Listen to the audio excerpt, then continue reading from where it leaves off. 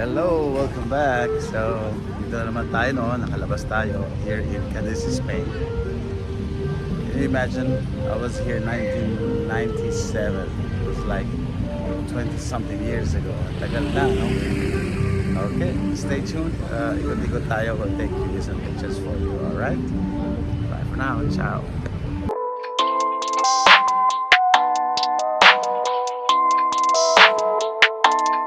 That's ISO.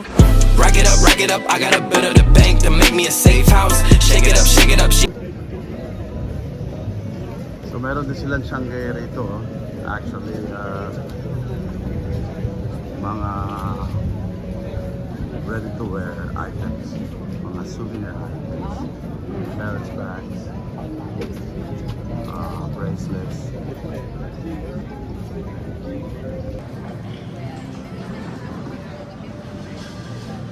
So like usual, hindi nawawala yung cathedral or Catholic Church pagka Spain and Italy, no? So parang yun yung isa sa mga highlights nila for the tourist.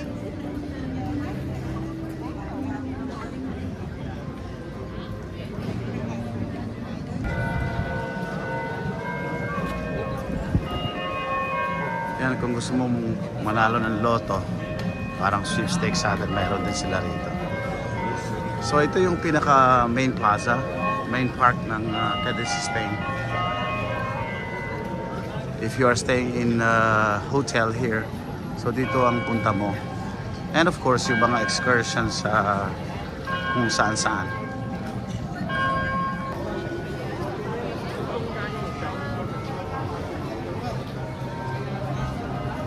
So classic talaga yung mga buildings rito, no? Parang Italy lang din. Makikita mo parang yung design at saka yung layout ng buildings are just the same. Again, it's like yung parang nakikita lang natin sa TV. This is the main street.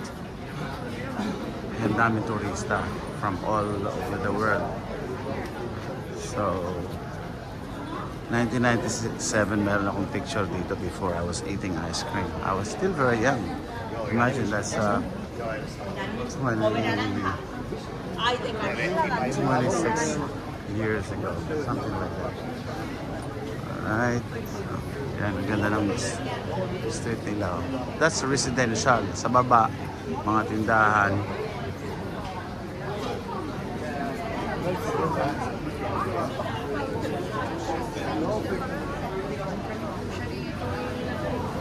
So again, this is one of the perks of being a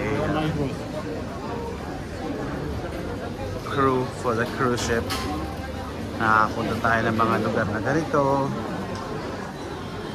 And again, because I'm not on duty, dyan pwede tayo mamili ng mga souvenir items. Again, I'm working only 10-11 hours a day.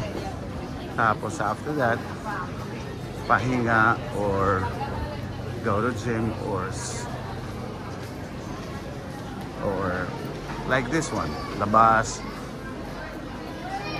pasyal, ikot-ikot sa mundo for free. Mga seaman lang ang merong ganitong perks. You travel the world and see the world for free. Now, ito na yung pinaka-church nila. Very classic. Very elegant. Look at this. There you go. Sa Europe, actually, ganito ang mga churches. Once it's Catholic Church. Wow, see that? That's a very nice. Cadiz, Spain.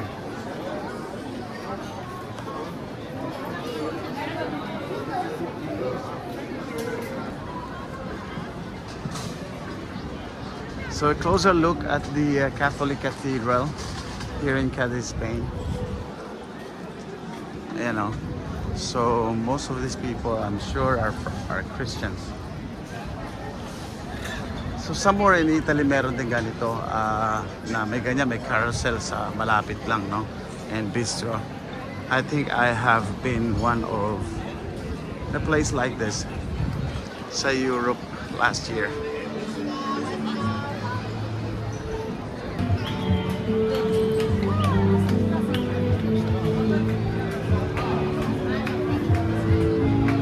Yan, that's a classic carousel. Tapos behind that is another church. Ayan o.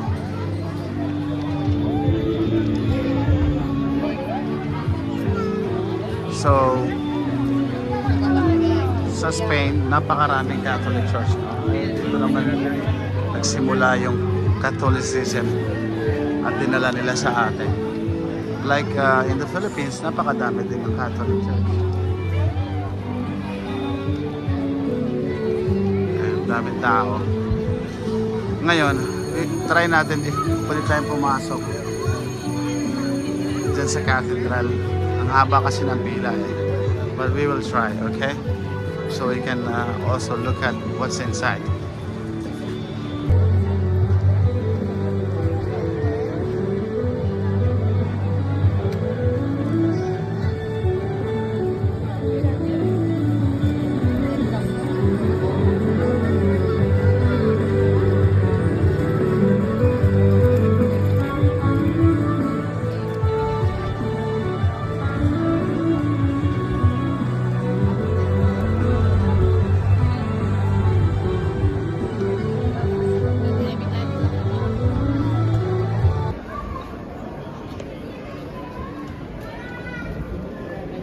This painting. Galing.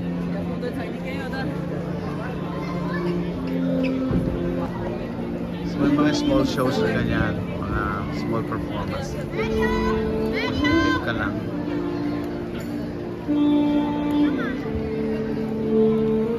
It is actually a small park. Pero ang daming tao. No, ja.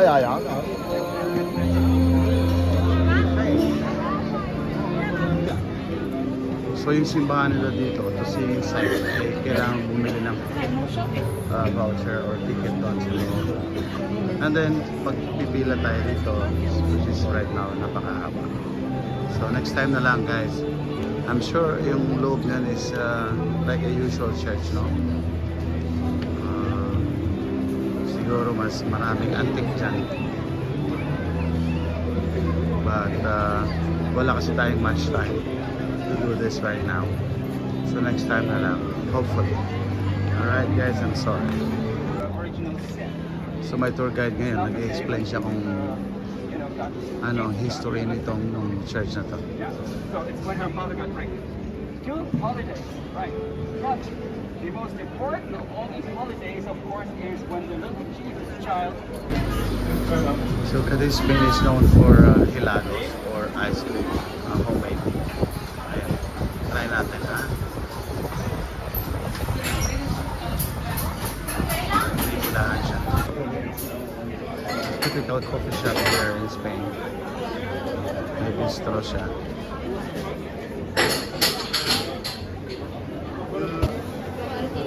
Ayan, the famous empanaditas or empanadas.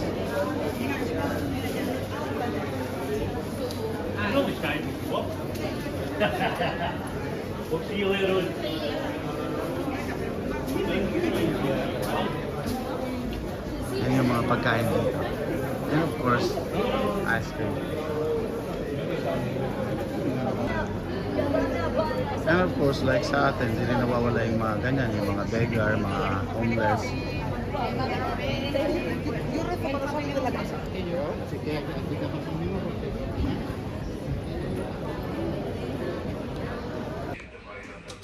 Guys, we'll have lunch here. Namadali ako, so ito na lang, pwede na to, makdo.